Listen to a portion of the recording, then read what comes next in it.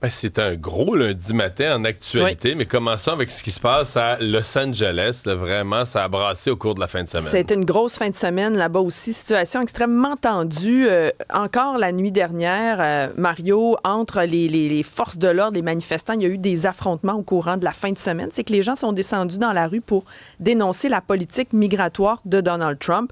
Et là, la police est intervenue. Même que là, la police, dans les dernières heures, a demandé aux gens de quitter le centre-ville carrément.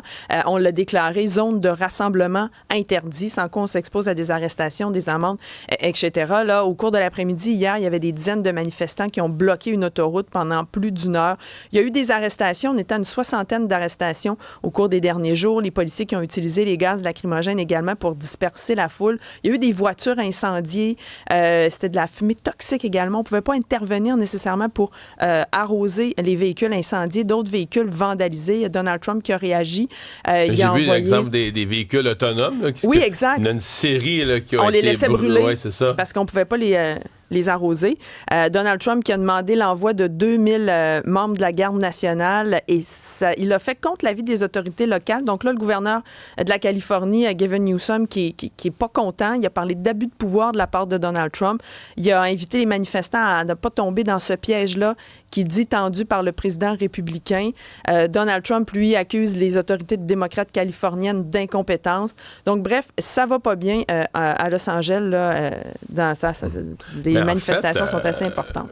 En fait, la première chose, c'est que c'est pas des dizaines ou des centaines de milliers de personnes dans les rues. Les gens sont très violents, en fait, sont prêts à l'affrontement, mais ne sont pas si nombreux que ça. Ben, les policiers parlaient de 6000 personnes. Ouais, c'est ça. Fait que est-ce que vraiment LAPD, la police de Los Angeles, n'est pas capable de gérer la situation? Ça, c'est la première grande question.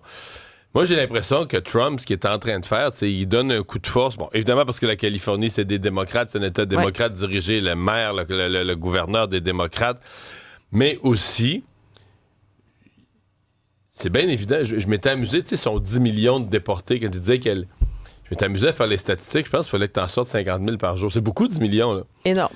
Puis, je veux dire, il est même pas proche de ça, là. Il en déporte, là. C'est des petits nombres, fait que il s'approchera même pas du nombre qu'il a promis.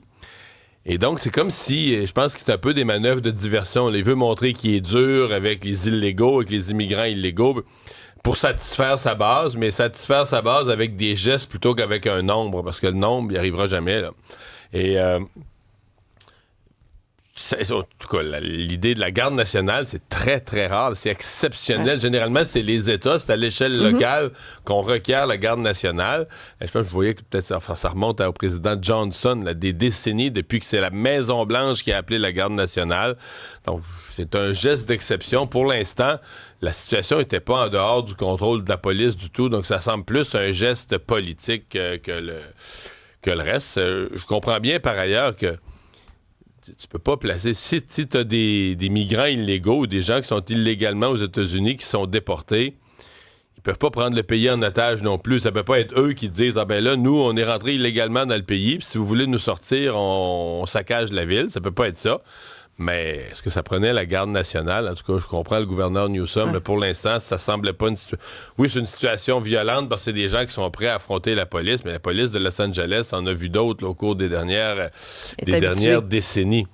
Bon, il n'y a même pas eu vraiment de négociation de la dernière heure à la STM. On est en grève ce matin. C'est parti pour la grève à la STM. C'est une première en 20 ans. Les usagers qui anticipent que ça va être très compliqué de se déplacer. C'est 2000 employés d'entretien qui sont en grève. Et là, ça fait en sorte que le service est seulement disponible pendant les heures de pointe. Donc, pendant le reste de la journée, il n'y a pas de service. Le syndicat dénonce des reculs dans leurs conditions de travail, dans la création d'horaires atypiques et le déplacement aussi des salariés à travers les installations. À la RTM, l'Autorité régionale de transport métropolitain, on ne prévoit pas rembourser ou dédommager les clients qui vont être perturbés par le service qui va être fortement réduit, disons-le. Là, tranquillement, pas vite, on le sait, le Grand Prix s'en vient. Donc là, on va perturber le service jusqu'au 12 juin. Ça va On va commencer à ralentir un petit peu à l'approche du Grand Prix. Pendant le Grand Prix, ça va être suspendu, la grève, et ça va reprendre par la suite les 16 et 17 juin. Donc, pour les usagers, il va falloir se trouver une autre façon de se déplacer, que ce soit en vélo, en taxi, autopartage, Uber. Le Bixi, d'ailleurs, qui va déployer des services supplémentaires, là, 25 stations supplémentaires temporairement pour bonifier le service, parce qu'on s'entend à ce que ce soit bien utilisé. Et dans les heures de pointe, il risque d'y avoir beaucoup d'achalandage dans les wagons, parce que là, les gens vont peut-être partir plus tôt pour le travail, utiliser les derniers wagons disponibles pour se rendre au travail. Donc, ça risque d'être compliqué. Puis est-ce que ça va vraiment valoir la peine de foutre le trouble comme ça? Mais là, c'est parce que c'est la mode, là, des grèves. C'est des records de grève. On n'a jamais vu ça au Québec. Tous les corps de métier, tout le monde, tout ce qui est syndicaliste, comme s'il y a une relance que si ton syndicat fait pas une grève, ben là, il a l'air moins militant que l'autre syndicat, fait que tout le monde a le goût de passer par la grève. Dans le cas des grèves du transport en commun, il faut toujours se souvenir que, tu sais, comme à l'STM, là, même les salaires sont en haut là, de toutes les normes, de tous les équivalents, là, dans des postes semblables. Fait que tu sais, t'as des gens avec des excellents salaires, des excellents fonds de pension qui prennent en otage de façon générale, tu sais, oui, il y a des gens qui prennent le métro et qui sont à haut revenu, mais c'est pas la moyenne. Dans le métro, t'as bien des étudiants, t'as bien des gens à plus faible revenu, t'as bien des personnes âgées, des retraités, puis tout ça. Fait que c'est comme si c'est les plus riches qui prennent en otage les plus pauvres jusqu'à un certain point. Fait que c'est, demandez-moi pas ce que je pense d'une grève comme celle-là. Il y a le ministre quand même du Travail qui a fait voter une loi il y a 2 semaines là, sur les grèves qui prennent en otage la population. Est-ce qu'elle pourrait déjà s'appliquer? En tout cas, hier, il a laissé entendre qu'il serait pas nécessairement patient, parce que là, en même temps, t'as la grève de la construction résidentielle. C'est une, puis l'autre, là.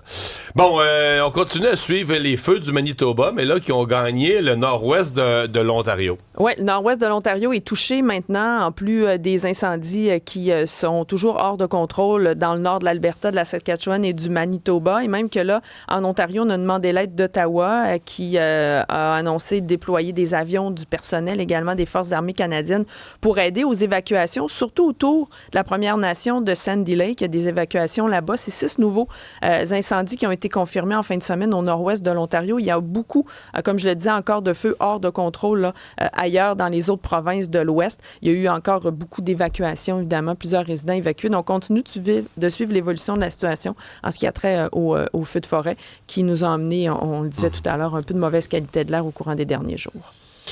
Mark Carney qui va faire une annonce très importante ce matin, 10h. Je dirais même quelque chose qui paraissait pas vraisemblable. On avait un plan pour atteindre le 2% de notre PIB en défense. On avait un plan pour 2030. Dans les prochaines années. Mais... Là, Mark Carney vient tout chambarder. Ça va être beaucoup plus rapide que prévu. On dit que ça va se faire, cette cible-là, la fameuse cible du 2% de l'OTAN, pourrait être atteinte dès la fin de la présente année financière qui se termine en mars prochain. 25-26, c'est ça. Oui, voilà, 25-26. En juin prochain, c'est l'OTAN. Donc, on veut annoncer les milliards qu'on va mettre supplémentaires parce que ça va coûter cher pour investir là-dedans. Le Globe and Mail et le Devoir, c'est eux qui rapportent ça ce matin. L'annonce est prévue à 10h à Toronto aujourd'hui. Et ça fait des années que l'OTAN dit que les pays membres doivent consacrer ce 2% du PIB à la défense. Le Canada est un peu à la traîne. Hein? On était en 2024 1,45 c'est ça, en 2024. C'était critiqué, évidemment, partout. On disait que c'était insuffisant, alors qu'on le sait, les menaces mondiales augmentent. Donald Trump, entre autres, a été parmi ceux qui a fortement critiqué le fait que le Canada mettait pas assez d'argent dans la défense. C'est de voir où on achète. Oui, exact.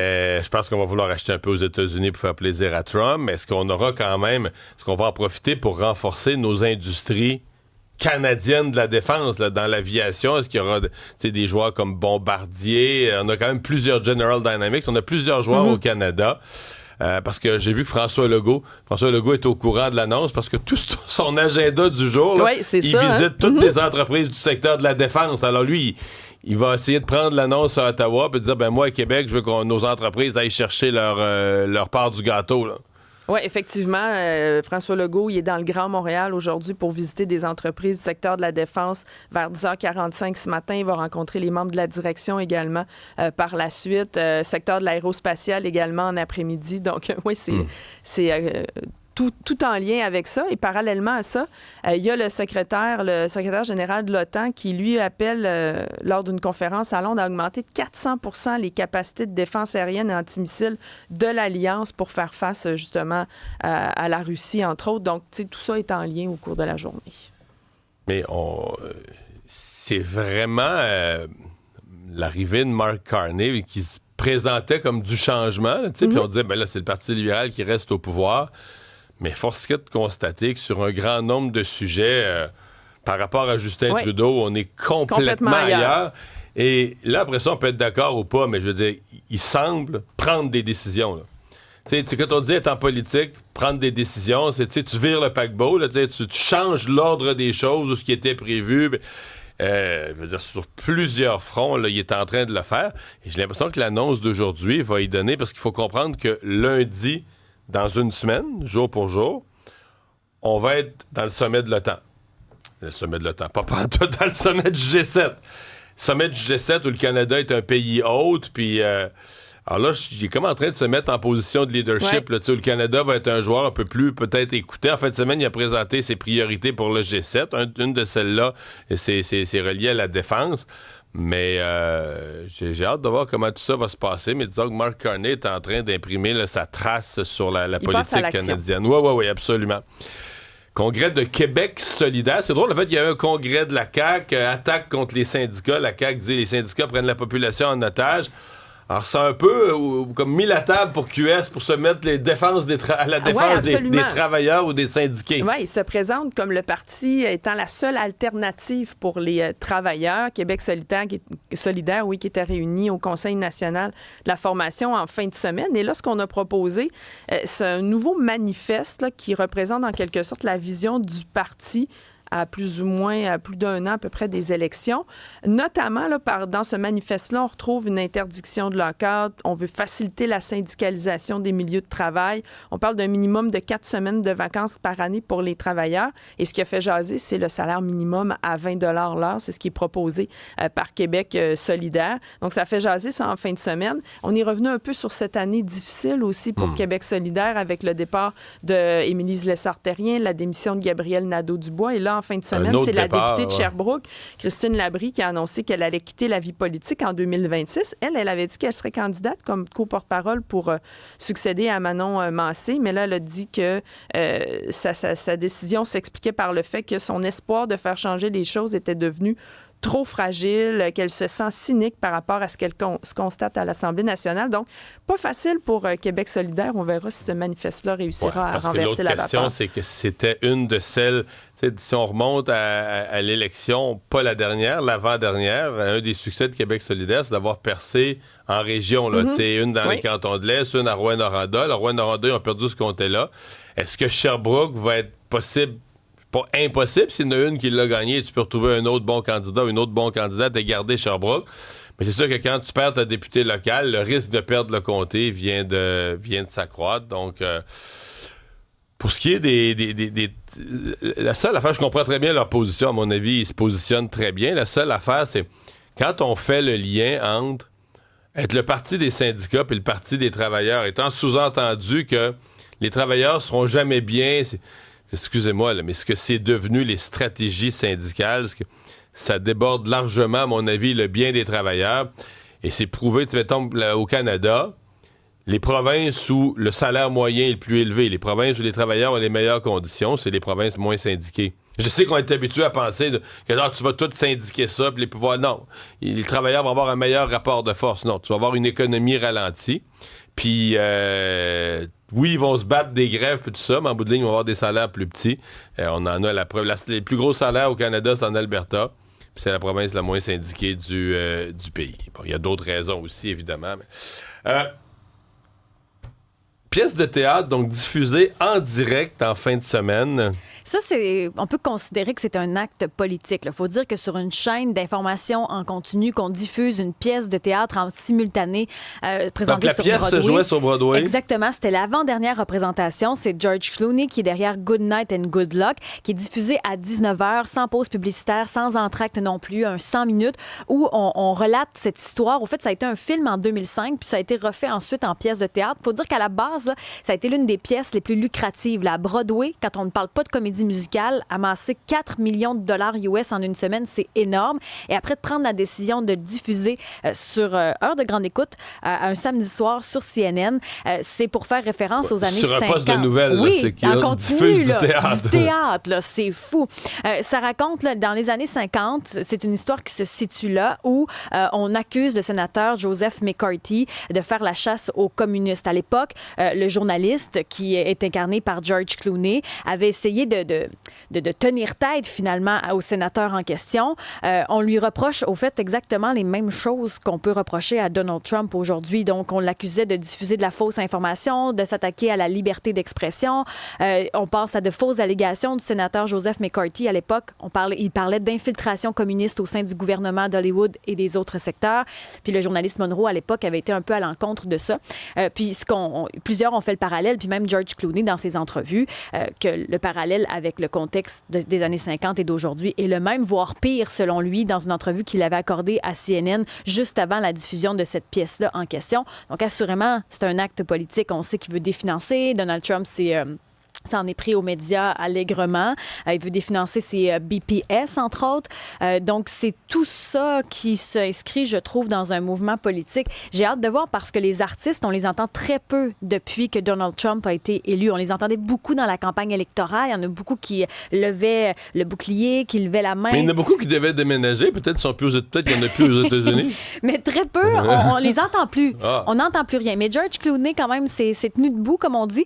Ça a fait réagir au Québec, on ne l'a pas beaucoup entendu parler, mais je trouve quand même que c'était, permettez-moi l'expression, un gros commitment de diffuser ça quand même. Mais moi, ce que je retiens de la fin de semaine de M. Trump, c'est qu'il a failli se bêcher dans son escalier d'avion. C'est pas d'allure, ça.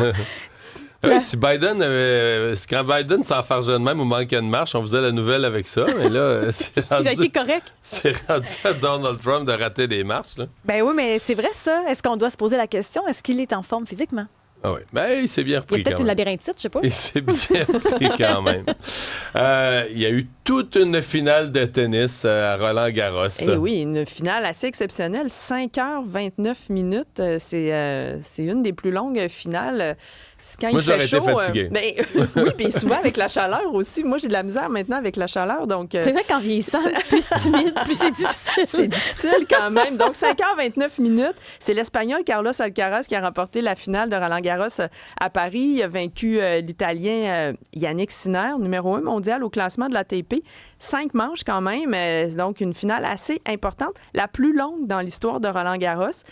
Ça avait mal commencé quand même pour l'Espagnol. Il avait perdu les deux premières manches. Oui, ça avait l'air cuit. Les carottes avaient l'air cuites. Oui, c'est ça. Mais finalement, il a remporté les 3 dernières. C'est le 2e titre pour Alcaraz dans ce tournoi du Grand Chelem. Et les deux ont 22 et 23 ans.